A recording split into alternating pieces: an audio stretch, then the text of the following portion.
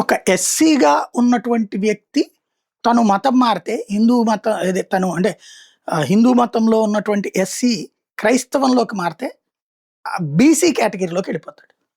అందుకనినే ఎస్సీలు మతం మారినా కూడా వాళ్ళకి సంబంధించినటువంటి పుస్తకాలు అదే పేపర్లలో మార్చుకోరు.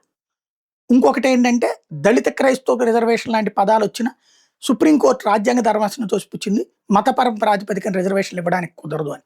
కాబట్టి ఆగిపోయింది. అయితే ఇప్పటిదాకా ఈ తరహా చూసాం. ఇప్పుడు తాజాగా పునియా అనేటటువంటి ఒక వ్యక్తి సుప్రీంకోర్టులో పిటిషన్ వేశాడు తనని బీసీగా గుర్తించమని. అతను జాట్. మరి జాట్కి నువ్వు ఓసీ కదవయ్యా, నీకెట్లా బీసీ వస్తుందంటే నేను బౌద్ధాన్ని తీసుకున్నాను అన్నాడు. బౌద్ధ మతం స్వీకరించాను కాబట్టి నేను మైనార్టీ కాబట్టి నాకు బీసీ ఇవ్వమంటే ఇవ్వట్లేదు మా ఏరియా తహసీల్దార్ ఆర్డీఓ అని చెప్పాడు అనమాట. దీంతో సుప్రీంకోర్టు వారిని ఇది ఎక్కడ కుంభకోణం రా, ఇది నిజమైతే అక్కడ పొద్దు నుంచి అందరూ కూడా బౌద్ధంలోకి మారేసేసి బీసీలు అయిపోతారు ఓసీలు అందరూ కూడా, ఇదో పెద్ద కుంభకోణం, ఇట్లాంటి దాన్ని అనుమతించే ప్రసక్తి లేదని చెప్పేసి ఇమ్మీడియట్గా ఆ మహారాష్ట్రలో ఉన్నటువంటి ఆ సంబంధిత అధికారులకు ఆదేశాలు ఇచ్చింది. దీన్ని ఎట్టి పరిస్థితులు అంగీకరించద్దని.